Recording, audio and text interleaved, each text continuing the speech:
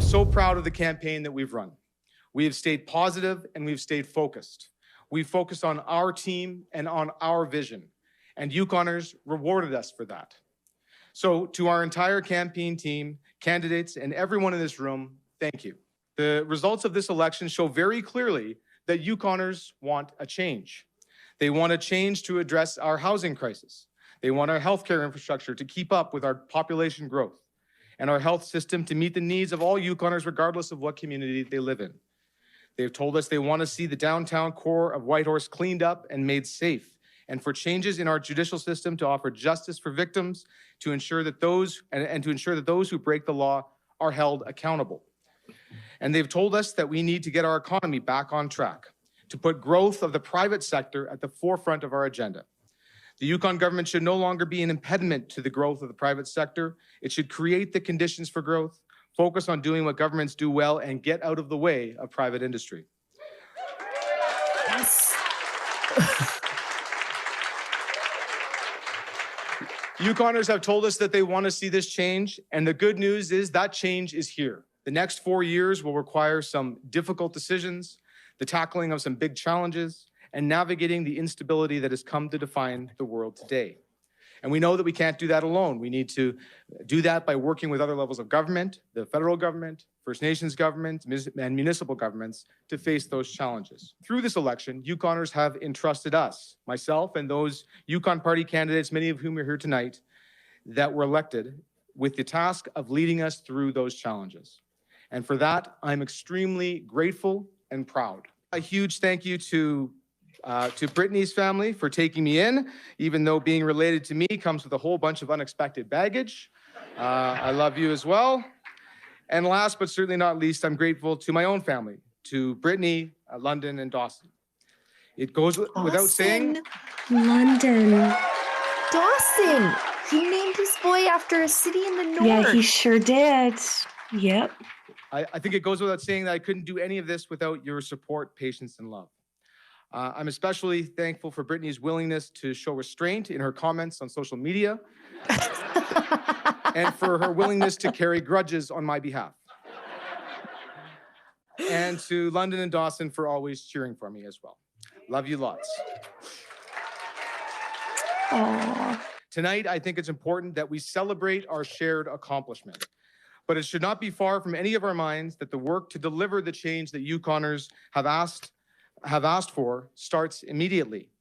So thank you to everyone here tonight for joining us and for celebrating with us, for helping to deliver a Yukon Party majority government and the opportunity to help create a brighter future for all of us and for this beautiful territory that we all call home. So thank you very much. I look forward to it. Thank you. Thank you. Oh, just lovely. How lovely was that? Like, that was a perfect, the perfect example of how conservatism must evolve. Here's a young guy with a young family. P.S. Good looking family. Said, oh, just and you know what was so beautiful was in the background is his wife kissing the heads of his children right behind him. And from what he said, I definitely want to know Brittany Dixon. Okay, I feel like we would have a lot in common. I feel like he's got himself a little bit of an Anna Polyev with a mouth. Yes. which is I like that. That's exactly how the conservative moms are. Yes. And to know that that's who's in his influential circle is really great. Now, make no mistake, Currie Dixon has a little bit of a steep climb, has some hard work to do because he's going to be trying to undo all of the harms of the Liberal government's bad decisions for the past, 8 years in the Yukon. And so, his team is going to have their work cut out for them. But conservatives aren't afraid of hard work. No. Give yourself a minute to get accustomed to your new roles and just give her. Give her. Yep. And he hit on the things that conservatives across the country care about. Mm-hmm. Drugs, public safety, private sector versus the public sector. Public sector. Investment, yes. Yeah, like not getting in the way of resource development and drugs and crime. Like he said, we got to clean up the downtown. Amen. Every single Mhm. downtown of every single town in this country should be cleaned up. And I'm glad that he has sort of a take back the street mentality. And by Mhm. the way, the energy there compared to old Mike Pemberton Oh, from the Liberal Party, I actually have very little memory of what anything that Mike Pemberton said oh, other than remember his land acknowledgement at the okay. beginning. Those 2 speeches, the concession speech from the Liberals, the sad, awful, like, wet blanket of a concession speech, Oh, started with a land acknowledgement. So even though they absolutely got eviscerated, they are right. clinging to their virtue signaling that got them voted out. And so Right. it was actually so refreshing to see premier-elect of the Currie Yukon, Dixon. Currie Dixon, starting his remarks without a land acknowledgement. It was refreshing. We don't But need land acknowledgements. exactly. And it's not like he is writing Indigenous people out of the equation. He said we No. have to work with Yes.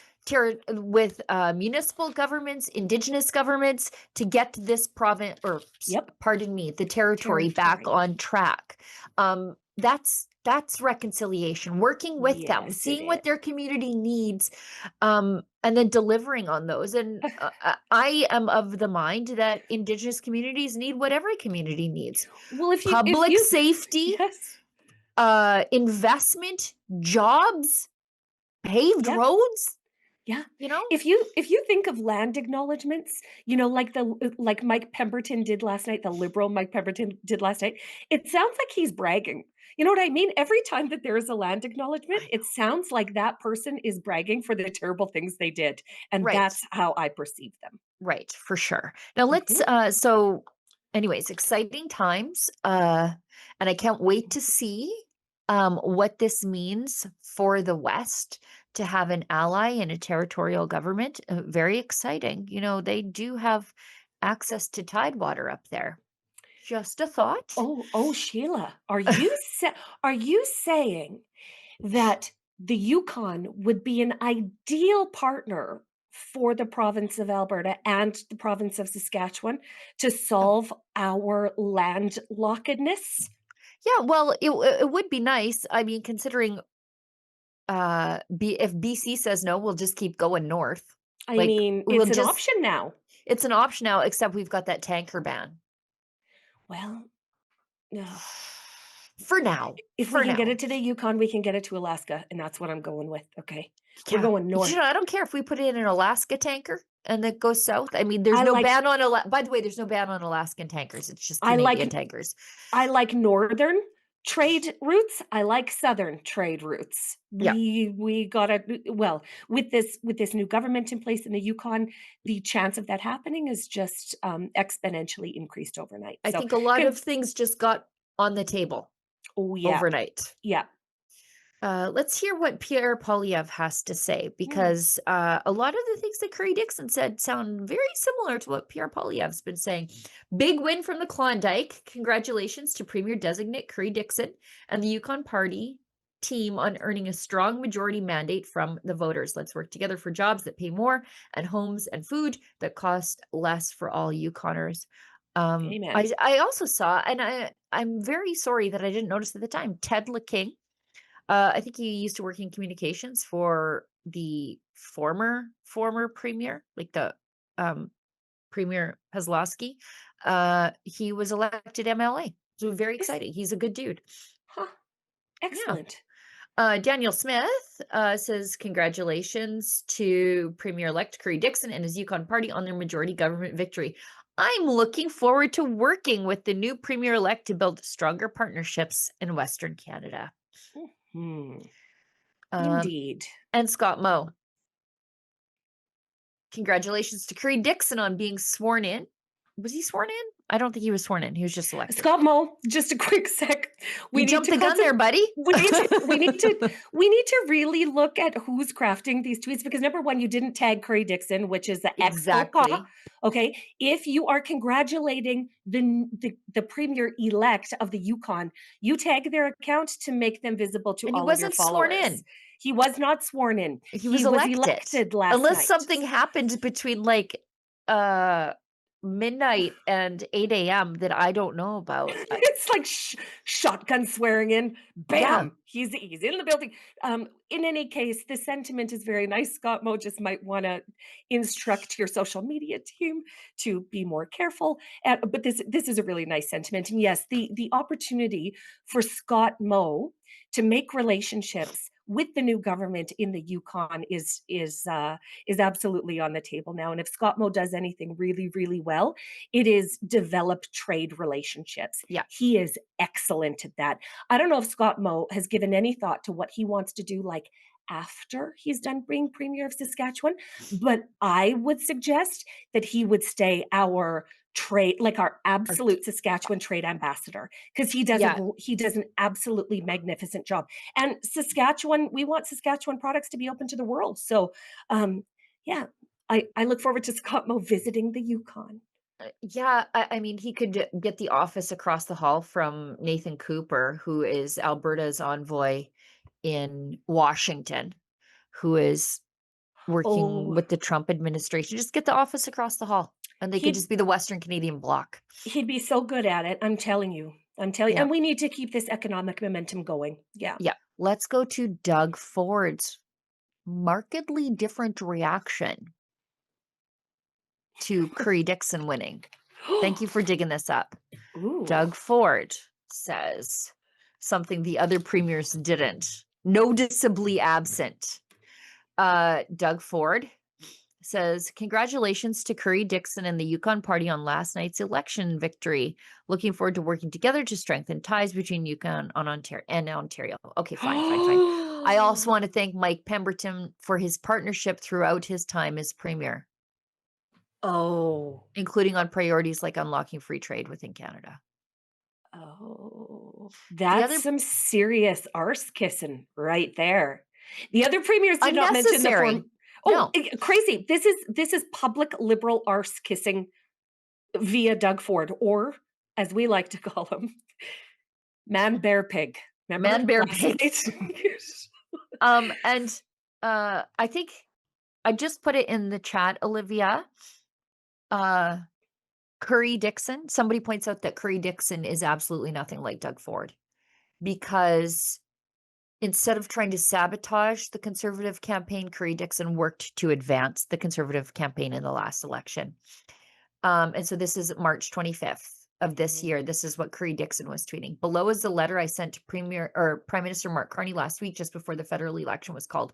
Over the past 8 years, Canadians have witnessed an ideologically driven, performative, and ineffective policy and legislative agenda in regards to firearms in Canada. Regardless of what happens in the federal election, I intend to bring forward territorial legislation to push back against this agenda to protect the property rights of Yukoners and reflect the important role that firearms play in the culture and society of the Yukon. Whichever party forms the next government, I urge them to focus on taking meaningful action to target criminals, gangs, and the import of illegal weapons, not targeting law-abiding gun owners and seizing private property.